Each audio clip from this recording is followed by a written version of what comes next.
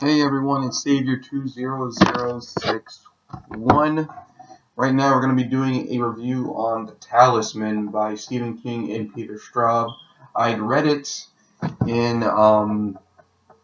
I started reading it in I believe it was the spring of, or the winter of 2015, and I finished it in the summer of 2015.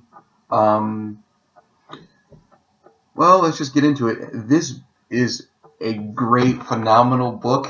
It's one of the two books I believe that Stephen King has done with Peter Straub. The other being Black House, which is the sequel to The Talisman, and the story is about this character Jack Sawyer, kind of like named after Tom Sawyer, I guess.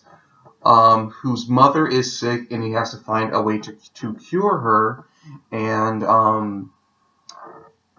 a black repairman basically tells him that he's going to have to go into the territories in order to find the talisman in order to save his mother.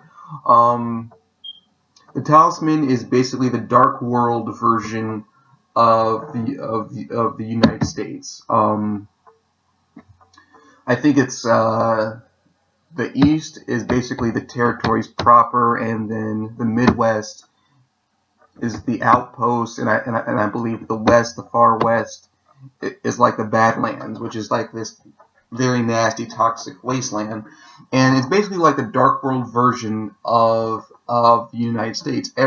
Almost every single person has a twinner version, has their bizarro version, and some of them are better than who they are in the.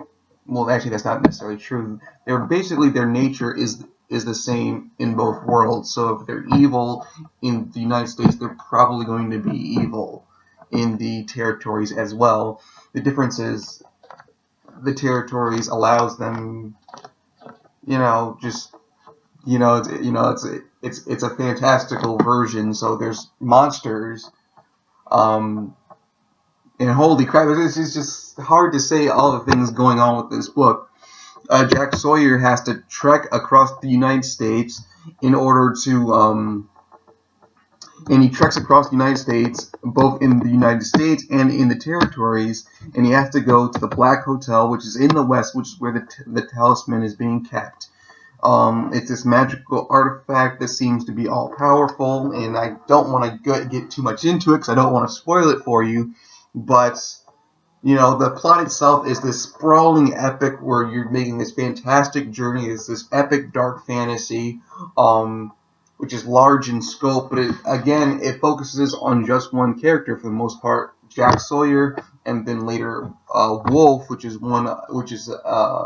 like this beast from the territories, the sentient beast from the territories, who, when he gets forced into the United States, he gets forced into like a more human version, which still looks kind of wolfish in some ways, and he's able to turn into a werewolf at a full moon because of course he does. He's a wolf, sentient wolf thing, and the characters, it goes really in depth into their motivations. Jack Sawyer is trying to save his mother. It's a very straightforward motivation, but you see the depths that he's willing to go to in order to do it. He has to deal with a lot of crap from people, and a lot of times, a lot of Stephen King characters will be timid, but he's a main character, and Stephen King main characters are usually fairly brave, especially the children. And Jack Sawyer, there have been people who try to intimidate him. One is Smokey Updike, and he tries to intimidate Jack, and Jack is like, "Don't you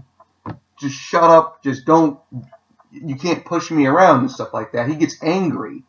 Wow. And the funny thing is that the territories has this effect on him where he actually comes across as beautiful to almost everyone that he encounters, even the men, especially the men, who are like, "Wow, this kid is beautiful. I don't get it. Why is he making me feel like this?" It doesn't mean they're gay or anything, but they're just noticing the mystical effect that the territories is having on him. And it's just such a absolute blast to read. The plot is fantastic.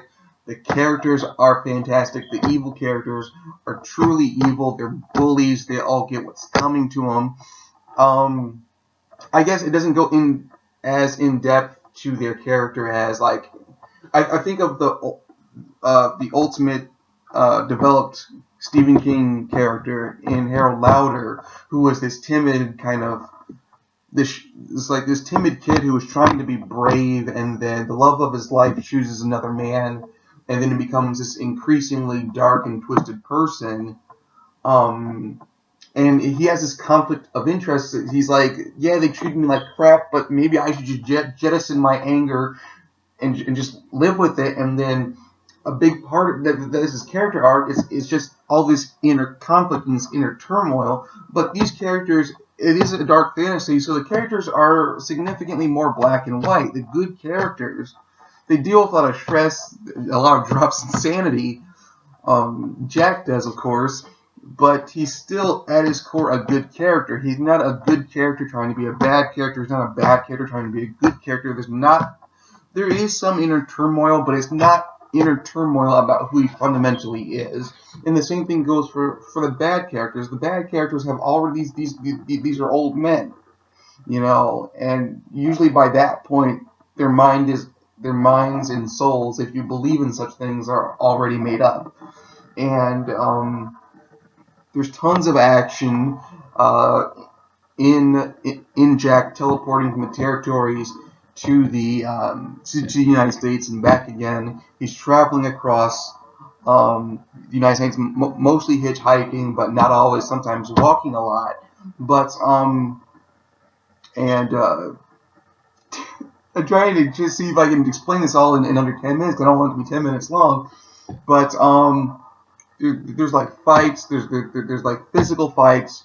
There's like gun fights towards the end. Of course, I'm not going to go into a huge amount of detail, but there's plenty of story and there's plenty of action. The characters are freaking awesome and amazing. I guess the one character who does go through that kind of Harold Lauder turmoil is actually Jack's friend Richard, who is the son of Morgan Sloat, who is the villain, and Richard is this fundamentally good person, but he does have his inner turmoil. So I guess that's the Harold Lauder of this book. And there's tons of action. There's gunplay.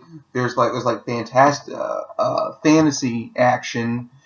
Things like magic going on, and it's all really, really amazingly cool. You absolutely have to try and read this. The Talisman by Stephen King. It's fairly long. It's about 900 pages. Yes, so it's one of his longest books. Of course, not as long as The Stand, which is 1,000 pages. Not as long as it, which is 1,000 pages. But it's this sprawling epic fantasy going on. It's this journey, and Stephen King and Peter Straub did a fantastic job. And I've not read the sequel to this, Black House. I saw the reviews on Goodreads, and I don't know if it seemed as good. I don't know if the readers took to it as well as they took to the Talisman, but you're absolutely, if you like Stephen King, pick up the Talisman. If you like Peter Straub, pick up the Talisman. I've not read any of his books, but I probably should. If you like dark fantasy, pick up the Talisman. If you like regular fantasy, pick up the Talisman. If you've got 2 arms and 2 legs, pick up the Talisman. If you're an alien reading this, watching this video, and you don't know what the Talisman is, and you don't understand English or any other human language, guess what? Pick up the Talisman. Absolutely fantastic. Absolutely read it. Absolutely recommended. Just pick it up. Thank you.